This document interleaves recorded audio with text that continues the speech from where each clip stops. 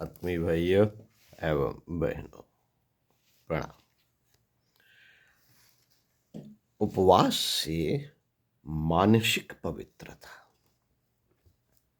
स्वास्थ्य, आरोग्यता, दीर्घायु के अतिरिक्त आध्यात्मिक दृष्टि से उपवास का विशेष महत्व है। शरीर की शुद्धि होने से मन पर भी प्रभाव पड़ता है। शरीर तथा मन दोनों में परस्पर घनिष्ठ संबंध है। जब हमारा पेट भरा होता है तो दृष्टि भी मैली हो जाती है।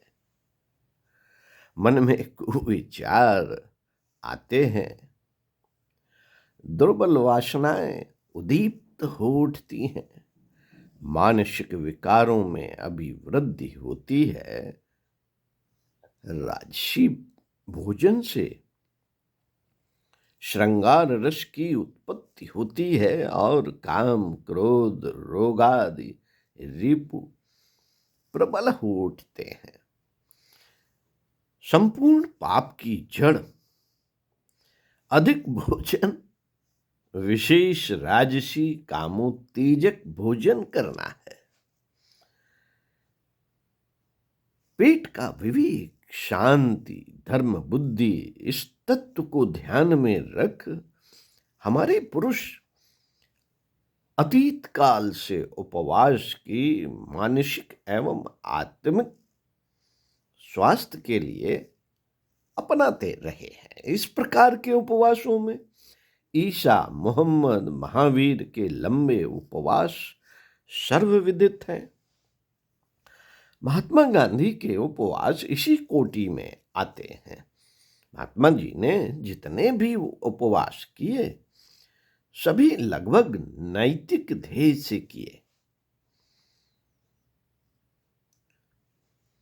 जब हमें भोजन, खान पान से छुट्टी मिलती है और वे झंझट दूर हो जाते हैं, तब चित्त वृत्ति अच्छी तरह उच्च विषयों पर एकाग्र हो पाती है।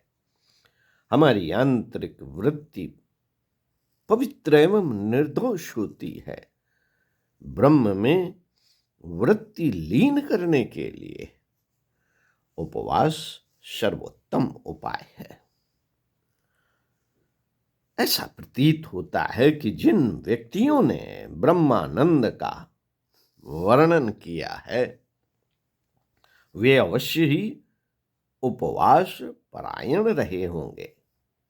उपवास के समय चिंतन तथा एकाग्रता बड़ी उत्तमता से कार्य करते हैं।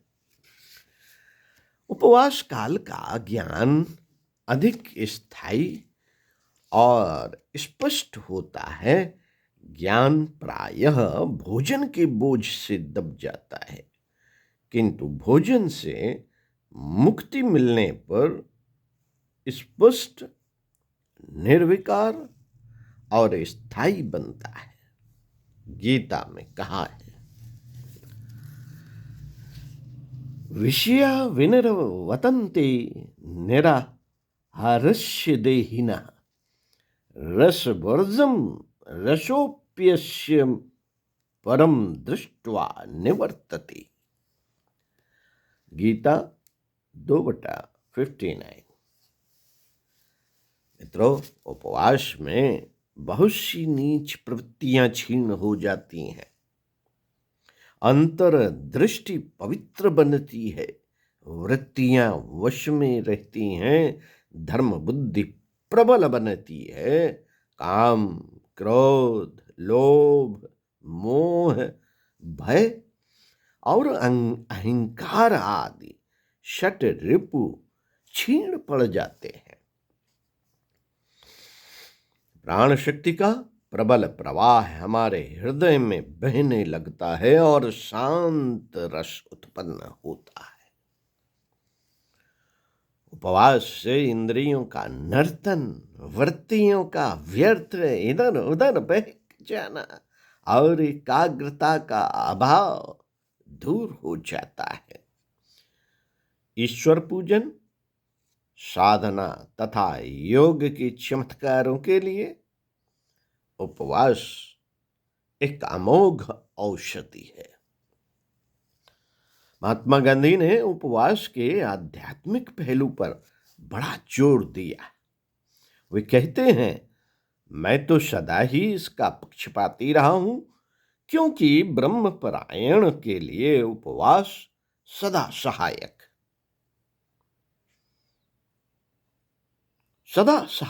है। ईश्वर और उपवास का गठजोड़ सब जान पड़ता है। खाऊपन खाऊपन ठूस ठूस कर भोजन करना और ईश्वर का परस्पर भेद है। सत्याग्रही के लिए उपवास अंतिम उपाय है, उसका न चूकने वाला शस्त्र है। गांधी जी इसे अग्नि अस्त्र कहते हैं और उनका दावा है कि उन्होंने उसे वैज्ञानिक रूप दिया है। उपवास से मनुष्य की दैवीय संपदाएं विकसित हो उठती हैं। उसके मन में दैवीय शक्ति आ जाती है। अतः इस आध्यात्मिक साधन के प्रयोग के बड़े चमत्कार प्रतीत होते हैं।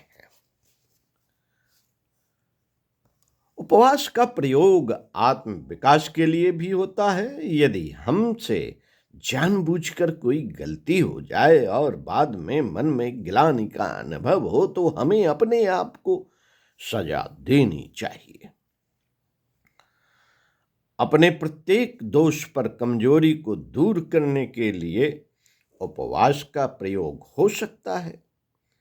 अपने दोषों को देखकर उनका निवारण करना आत्मोद्धार का अचूक उपाय है।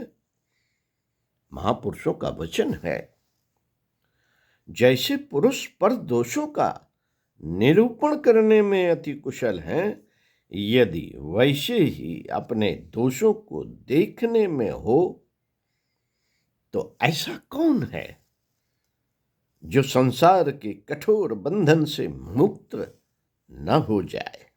प्रत्येक दोष पर उपवास कीजिए।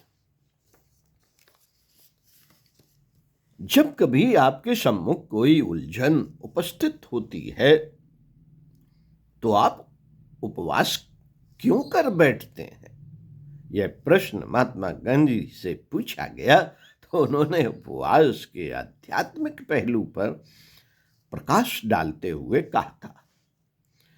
कहा था, इस प्रकार के प्रश्न मुझसे पहले भी किए गए हैं, किंतु कदाचित इन्हीं शब्दों में नहीं।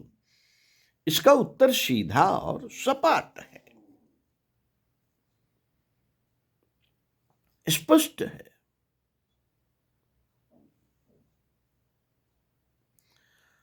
अहिंसा के पुजारी के पास यही अंतिम हथियार है।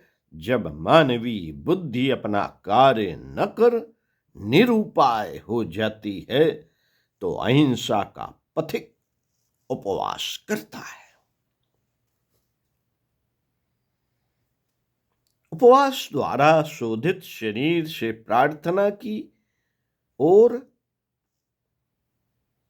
चित्त वृत्ति अधिक सूक्ष्मता और सत्यता से उन्मुख होती है। अर्थात उपवास एक आध्यात्मिक वस्तु है और उसकी मूल प्रवृत्ति ईश्वर की ओर होती है। मनुष्य को यदि यह यकीन हो जाए कि वह उचित और न्यायोचित है, तो उसे उस कार्य को पूर्ण करने से कदापि नहीं रुकना चाहिए। इस प्रकार का आध्यात्मिक उपवास अंतरात्मा की अंतर्ध्वनि के उत्तर में किया जाता है, अतः उसमें जल्दबाजी का भय कम होता है। साथियों, सुनते रहिए कुछ अच्छा और पढ़ते रहिए कुछ अच्छा। इसी क्रम में आपको अगले वीडियो में धार्मिक उपवास और आत्मा की पवित्रता पढ़कर सुनाएंगे। पुस्तक पवित्र जीवन, लेखक पंडित श्री राम शर्मा आचार्य। ओम शांति।